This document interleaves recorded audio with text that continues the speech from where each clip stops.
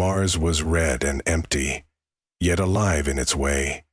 The domed cities stood tall against the endless dust storms, glimmering like promises. I was a pilot, just another kid trying to make good in a place where survival was still a luxury.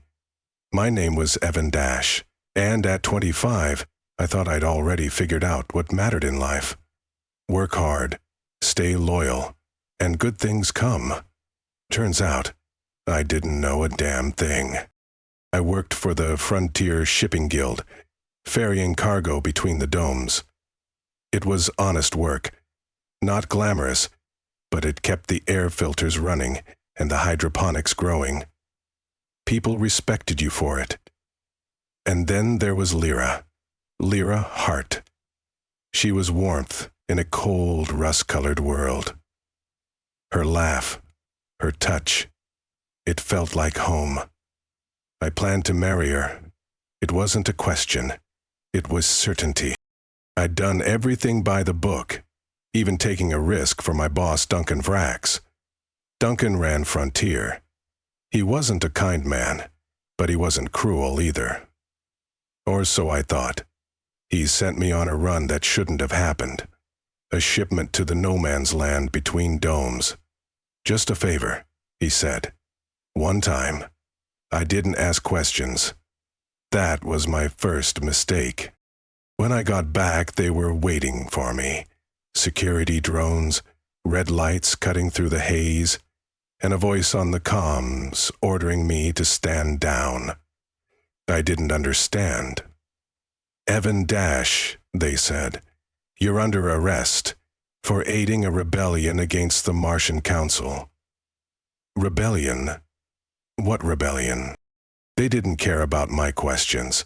They hauled me off right there in front of Lyra. Her face was pale. She tried to run to me, but the drones held her back. I called her name over and over, but the sound disappeared into the hum of their engines. The keystone pointed. They locked me in Sector 9, the kind of place you hear stories about, but never think you'll see. The walls were smooth steel, the kind that swallowed sound. My cellmate was an old man named Father Cyrus. He'd been there so long, they'd forgotten what crime he was accused of. Cyrus wasn't much to look at. Thin, hunched, his face lined like cracked clay, but his eyes were sharp. He had a way of looking at you, like he could see your soul. He told me I wasn't alone. He told me the truth about Duncan. The run wasn't just a favor, it was a setup. Duncan had wanted me gone, out of the way. He needed someone to take the fall, and I'd been stupid enough to trust him. At first, I wanted to rage. I wanted to scream, to break the walls, to find Duncan and make him pay. But the old man wouldn't let me. The storm clears when you wait, Cyrus said, but only if you're ready when it does. He taught me how to see the cracks in things, the system, the lies, the people who used power like a weapon. He told me about a place outside the domes, an old vault buried deep in the sand. It wasn't just a story. It was real, and it held something that could change my life. Weeks passed, months maybe. Time was strange in Sector 9. But one day, Cyrus didn't wake up. I didn't have time to mourn him. I used everything he taught me to escape. The guards didn't see me coming. When I broke through the dome and tasted the cold Martian air, I made a promise to myself. I'd find that vault. I'd make things right. But most of all, I'd make Duncan Vrax understand what it felt like to lose everything. The red sand stretched out before me, endless and empty. But somewhere out there, a treasure waited, and I wasn't going to stop until I found it. The sands of Mars were quiet, but they weren't still. The wind howled low and constant, carrying dust that stung my face and coated my lungs. I walked for what felt like days, though it might have been less. Out here, there was no time, only survival. Cyrus's map was etched into my memory, coordinates to the vault buried beneath the dunes. He said it held wealth beyond imagination. Not credits or jewels, but something bigger. I found it at sunrise. The entrance was a gash in the ground, jagged metal jutting out like the bones of some ancient beast. Inside, it was cold. The air was still, and my footsteps echoed down the long corridors. At the end was the vault. Its door was massive, rusted, but it opened for me. Inside was a cache of old tech, relics from before the domes. They were weapons, but not the kind you shoot. These could rewrite systems, topple networks, reveal the truth. I didn't know everything they could do, but I knew enough. With this, I could ruin Duncan Vrax. The first time I walked into the dome as a free man, people stared. I was thinner, harder. Lyra didn't recognize me at first, but when she did, her eyes filled with tears. I didn't have time for a reunion. Not yet, I told her. There's something I need to do. My voice was I called myself Cain Arcos now. The name was everywhere. Duncan couldn't ignore me. My first move was small, a leak in one of his lesser ventures, a minor scandal. Then I took down a transport deal worth millions, exposing how it was built on stolen resources. Each hit was calculated, precise, designed to strip him of his power, piece by piece. He started to panic. I could see it in the way his people scrambled, trying to contain the damage. Lyra begged me to stop.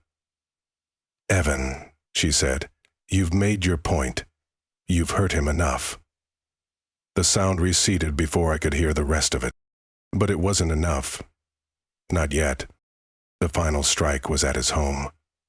Duncan lived in Dome 7, a place so rich it glittered even under the red sun.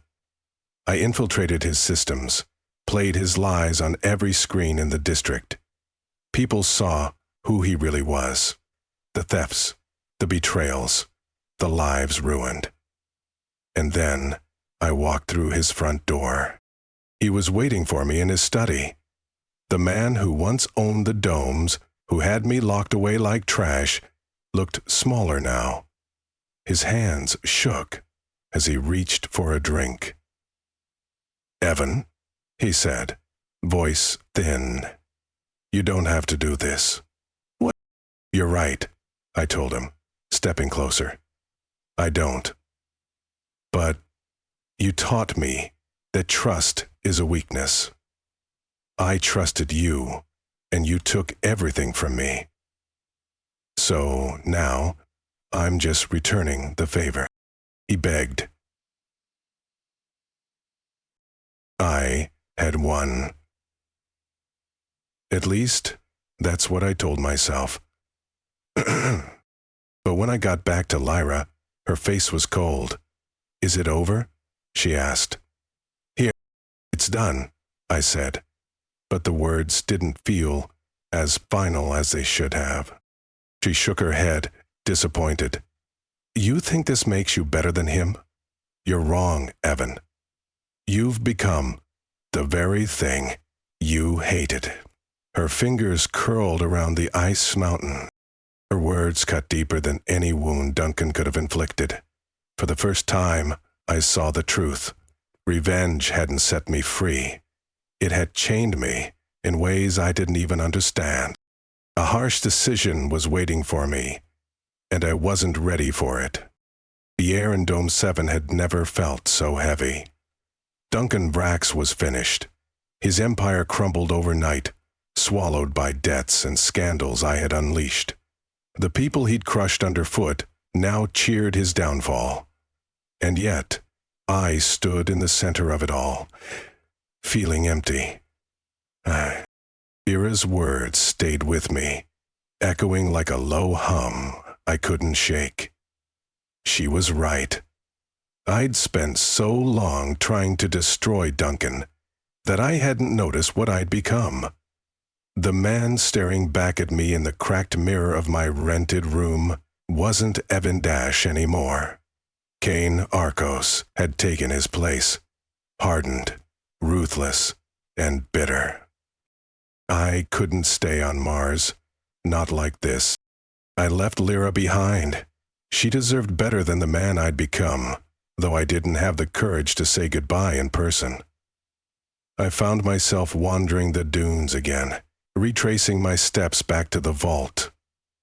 The treasure Cyrus spoke of was gone, spent on my revenge. But the weight of its existence still hung over me. Heavy-headed, it was there, under the Martian sun, that I realized I had one last choice to make. Positively, she set her ear to the door. I could disappear into the void. Mars was vast, and beyond its domes were colonies on moons and mining rigs in the asteroid belt. I could run, let Cain Arcos fade into the dust. Or I could face what I'd done, not as Cain, but as Evan Dash, the boy who believed in loyalty and love before it all fell apart. The first step was the hardest. I went to the authorities. It wasn't the council. Those men were as corrupt as Duncan, but a smaller faction of enforcers who fought for real justice. I handed over everything. The tech I'd hidden from the vault, the last remnants of Duncan's schemes, and the full story of my own part in it all. Basically, I would say, she was lamped and thundered so brightly, she became a cassette to behold. "You understand this implicates you as well?" the lead officer asked. "I know," I said, "but it's the only way to make things right." The trial was quick. My testimony sealed Duncan's fate, though he was little more than a ghost of his former self by then. For my crimes, they gave me 1 year in the cells of Dome 9. The same place Cyrus had died, the place where I was first broken. But this time it was different. I spent the year rebuilding. The tech I'd used to destroy became the foundation for something better. I taught other inmates what I'd learned. How to find strength in the cracks. How to rise without crushing others beneath you. When the gates opened a year later, I wasn't Cain Arcos anymore. I wasn't even Dash. I was just a man with a bag over his shoulder and a future to build. Lyra was waiting for me outside the dome. I didn't expect her to be there, didn't deserve it. She didn't say much, just smiled, that small, knowing smile that made the years fall away. "What now?" she asked. I looked out at the red horizon. "I think I'll start small," I said. "There are people out there, honest people, trying to make it work. I can help them." I slipped back to sleep, full and alone. She nodded. "And what about us?" I didn't answer right away. There were wounds that still needed healing, scars that would take time. But, for the first time in years, I felt hope. As we walked back to the domes, I thought of Cyrus's words. "The storm clears when you wait." And he was right. Wait and hope. That was all there ever was, and it was enough. Subscribe to get tomorrow's news story. Sleep better every day. Learn something new every day.